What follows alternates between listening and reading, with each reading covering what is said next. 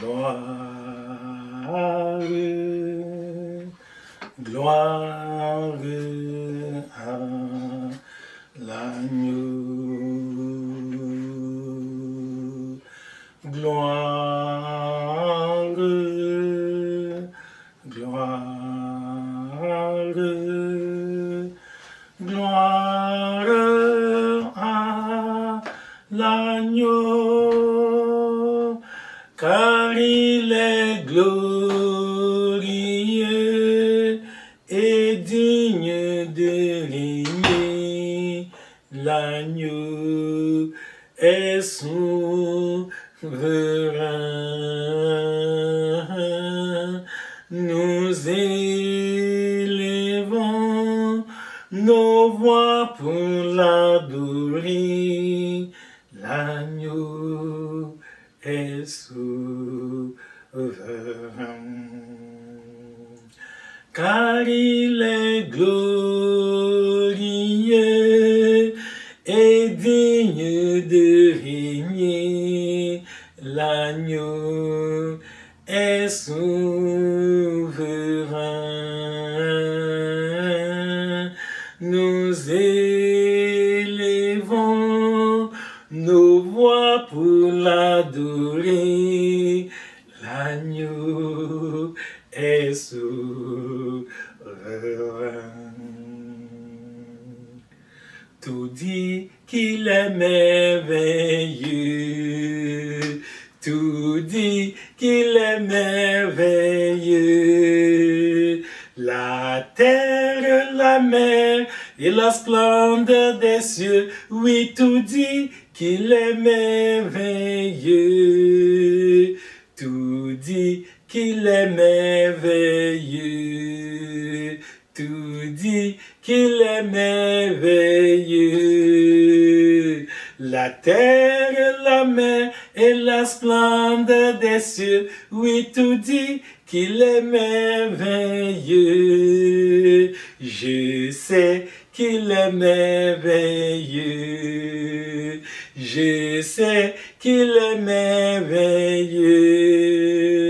Il m'aime, me console, il me rend heureux. Oui, je sais qu'il est merveilleux. Oui, je sais que tu es merveilleux, Seigneur Jésus. Je sais que tu es merveilleux, mon roi. Tu m'aimes, me consoles, tu me rends heureux. Oui, je sais, tu es merveilleux. Alléluia. Gloire à Dieu, gloire au Seigneur Jésus. Père, nous te bénissons, nous t'exaltons, nous te magnifions.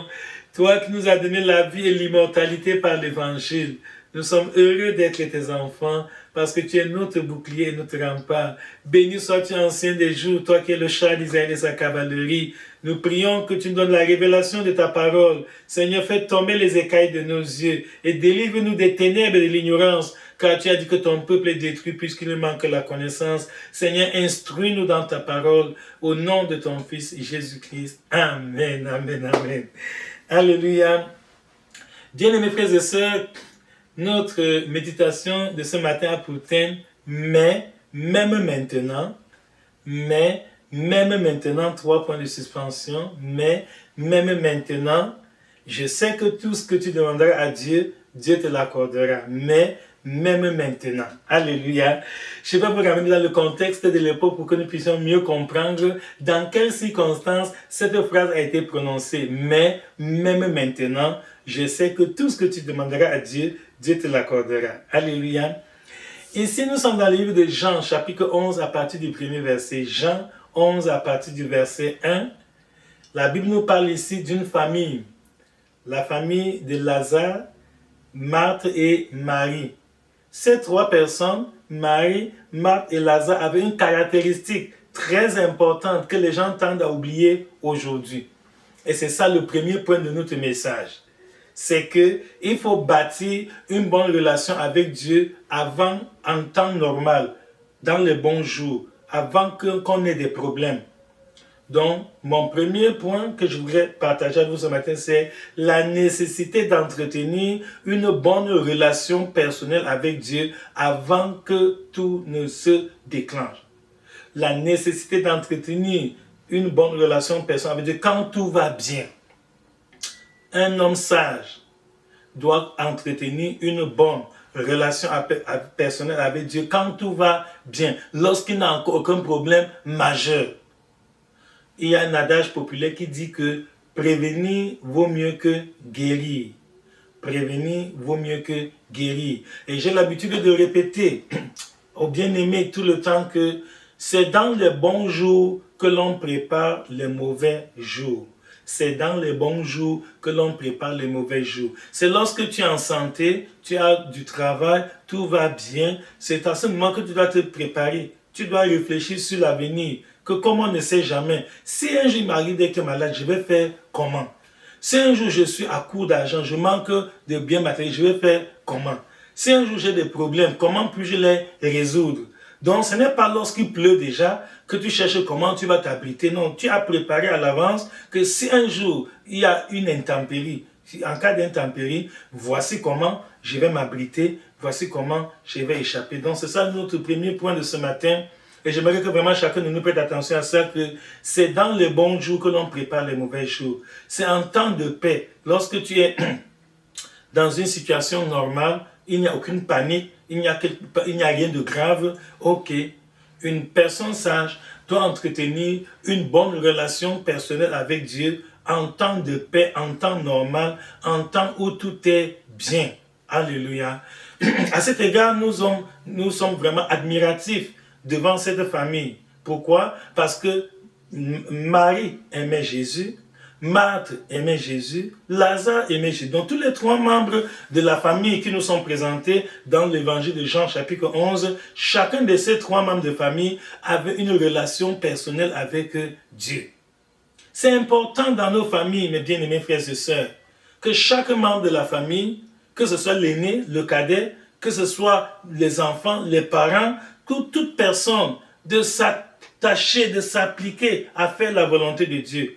C'est bon de craindre, il ne faut pas attendre toujours lorsque tu cognes les pieds avant de dire « Eh mon Dieu !» Non. Il y a des gens qui, lorsqu'ils se heurtent à un obstacle, c'est quand ils sont confrontés à une difficulté, c'est lorsqu'ils sont malades, c'est lorsqu'ils sont frappés par le malheur qu'ils pensent enfin à Dieu. C'est une très mauvaise méthode.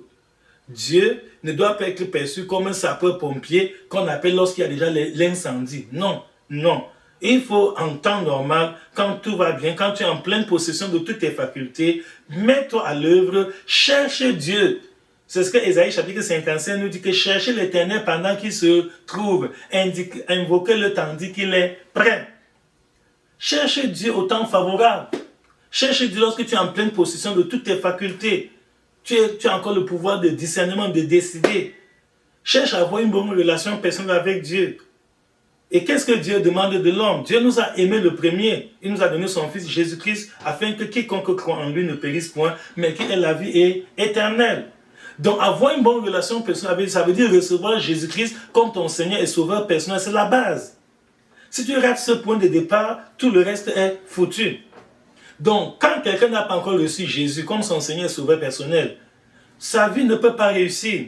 Ça ne peut pas aller. Parce que c'est Dieu qui t'a envoyé dans ce monde pour un but, pour une mission. Et lorsque tu t'écartes du plan de Dieu, tu es comme un train qui a déraillé. Et lorsque le train qui déraille, tout peut arriver. Vous voyez, c'est des dégâts, c'est des choses énormes et regrettables qui vont se produire. Mon frère et ma soeur, je profite de cette occasion pour te demander, est-ce que tu t'es déjà réconcilié avec Dieu? Est-ce que tu as déjà confessé tes péchés? Est-ce que tu t'es repenti de tes fautes? Chaque être humain naît pécheur. Nous sommes nés pécheurs de par notre ancêtre Adam et Ève. Nous sommes nés d'office étant séparés de Dieu.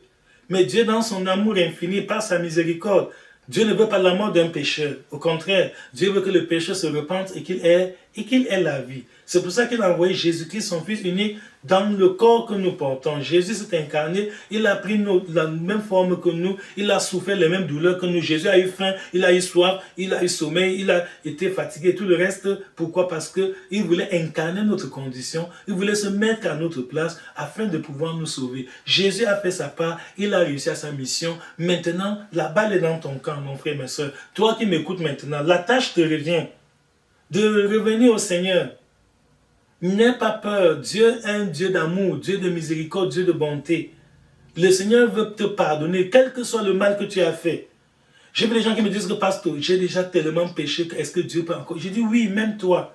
Même si tu as volé, même si tu as insulté, même si tu as bagarré, même si tu as tué, même si tu as fait la sorcellerie, même si tu as commis l'adultère, la fornication, la masturbation, la pornographie, je ne sais pas, la sorcellerie, même si tu as été un vampire, quel que soit le mal que tu as fait, le Seigneur est prêt à te pardonner.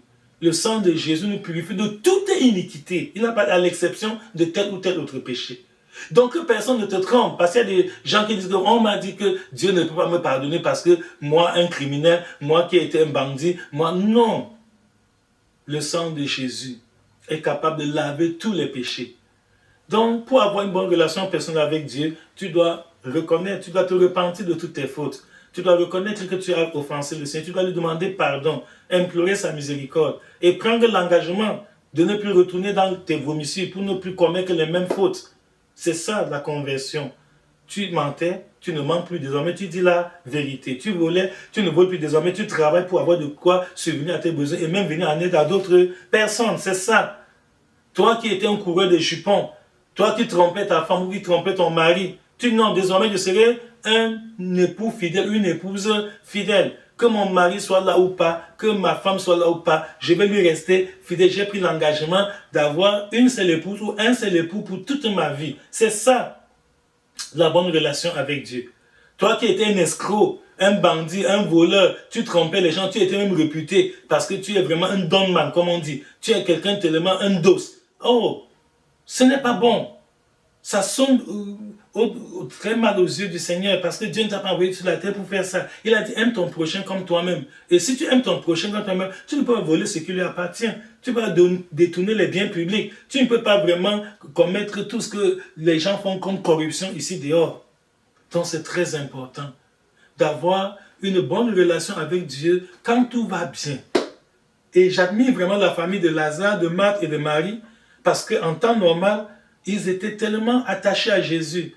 C'est bien de chercher l'amitié avec Dieu pendant que tu es encore en bonne santé. C'est bien de cultiver, de grandir dans ton intimité avec Dieu lorsque tu n'es pas encore dans une catastrophe, lorsque tu n'es pas victime d'un malheur. C'est une grande sagesse. Et c'est cette sagesse que la famille de Marthe, Lazare et Marie avaient possédée et qu'ils ont démontré dans Jean chapitre 11. Ils ont eu de très bonnes relations avec Jésus. Un jour même, Marie a brisé un vase d'albâtre, elle a oint les pieds du Seigneur avec ce parfum, elle a même essuyé les pieds du Seigneur Jésus avec ses cheveux. C'est merveilleux qu'en temps normal, fais des actes d'exploit pour la gloire de Dieu. Ne sois pas un chrétien anonyme dans l'église qu'on ne te remarque même pas, on ne sait même pas si tu es là ou pas, on ne sent même pas ton utilité. Non. Tant que tu as encore toutes tes facultés, tu as ta force, tu as ta salle, tu as tes moyens, mais dévoue-toi pour l'œuvre de Dieu. Toi aussi, sois zélé pour la gloire de Dieu. Va témoigner, va évangéliser. Cherche à ramener les âmes au Seigneur. Essaie d'aider, d'encadrer ceux qui ont déjà cru. Dévoue-toi. Tout ce qui concerne l'œuvre de Dieu, sois impliqué. Prends ça comme ton affaire personnelle. C'est ça la bonne relation avec Dieu. Il y en a qui viennent à l'église juste comme des spectateurs, comme des visiteurs, comme des touristes. Non. La foi touristique ne sauve pas. Dieu n'a pas besoin de spectateurs dans l'église.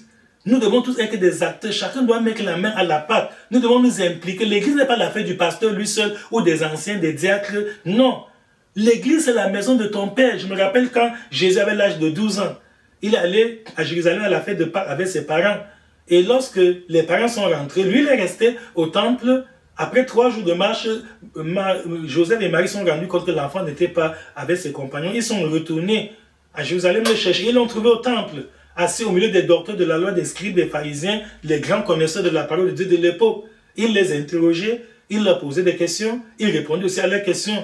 Et quand ses parents se sont indignés que, mais pourquoi tu ne nous as pas... Il leur a dit, mais ne fallait-il pas que je m'occupe des affaires de mon père, mon frère, ma soeur? L'œuvre de Dieu, c'est l'affaire de ton Père. Même si d'autres négligent, pour toi, prends ça à cœur. Dévoue-toi, mets au travail. Aucun bienfait n'est perdu. Dieu est le rémunérateur de ceux qui le cherchent. C'est écrit dans Hébreux, chapitre 11, verset 6. Dieu est le rémunérateur de ceux qui le cherchent. Donc quand tu sers Dieu, même si personne ne te voit, Dieu va te bénir. Dieu va te rémunérer. Dieu va te récompenser. Le Seigneur a des bénédictions spéciales qu'il réserve à ceux qui prennent à cœur le salut des âmes.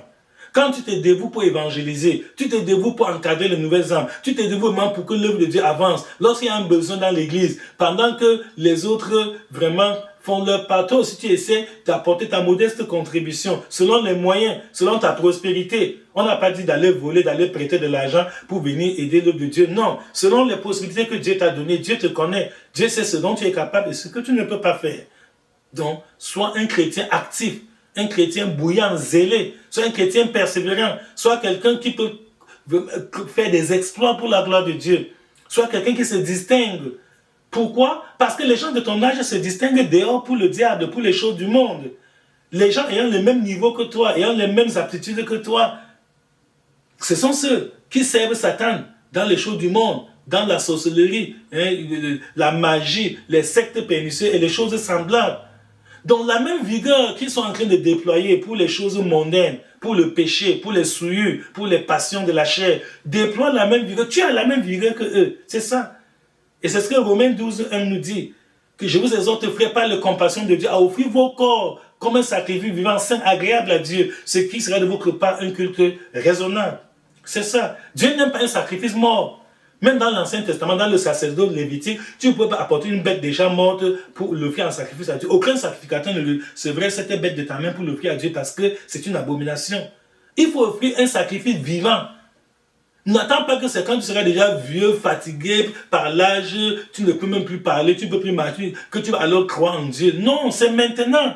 Dans la vigueur de ta jeunesse, tu as encore toutes tes potentialités. Tu peux même mentir, tu peux voler, tu peux faire, tu dis non, je m'en abstiens pour la gloire de Dieu. Voilà un sacrifice vivant, alléluia. Non pas parce que peut-être tu ne peux pas faire, tu es malade et tu dis que bon, comme je suis malade, alors là, ça veut dire que je suis... Non, tu es en santé, tu peux courir comme tout le monde, tu peux faire tous les péchés que les païens font là. Mais tu dis, je ne le fais pas, je préserve ma vie pour la gloire de Dieu. C'est le cas de Joseph. Joseph en Égypte savait de quoi la femme de Potiphar parlait. Il était même capable de faire ce que la femme de son patron lui demandait de faire. Mais volontairement, il s'est abstenu. Il a dit que comment, Genèse chapitre 39, verset 9, comment ferais-je un aussi grand mal et pécherais-je contre Dieu? C'est ça la vraie sanctification. Quelqu'un qui est capable de pécher mais qui refuse de pécher. Tu es capable de faire le mal, mais tu t'en abstiens pour la gloire de Dieu, parce que tu aimes le Seigneur, parce que tu veux garder une bonne relation personnelle avec Dieu. Voilà la première leçon bien-aimée que nous tirons de ce passage. Lazare, Marthe et Marie avaient une très bonne relation avec Dieu avant que Lazare ne tombe malade. C'est sage pour toi aussi, parce que tôt ou tard, il y aura des difficultés. Nous sommes encore sur la terre, nous ne sommes pas au ciel. C'est au paradis que tout sera parfait. Il n'y aura pas de larmes, pas de cris, pas de pleurs, pas de problèmes quand on sera au paradis près de Dieu. Mais tant que nous sommes dans ce monde, nous devons nous préparer. Nous devons savoir qu'un jour, on ne le souhaite pas bien sûr, mais ça peut arriver. Les intempéries de la vie. Jésus l'a dit dans Matthieu 5 en disant que celui qui bâtit sa maison sur le roc, c'est celui qui a pris soin de mettre en pratique la parole de Dieu qu'il écoute, sachant que quand le vent va souffler, quand la tempête va s'abattre sur lui, lorsque les torrents vont venir, lorsque la pluie, sa maison va rester inébranlable, ça ne va pas bouger. Pourquoi? Parce que ça a été bâti sur une base solide. Mon frère et ma soeur, construis ta vie spirituelle sur une base solide. La sanctification donne une solidité imparable à la vie de l'homme. Mais une vie de péché met ta vie en danger. Le péché met ta vie au poids mort. Comme une voiture, vous savez, quand une voiture est au poids mort, même un bébé peut pousser la voiture et ça bouge. Mais quand la voiture est en vitesse, il faut beaucoup d'énergie, beaucoup de force pour pouvoir la faire bouger.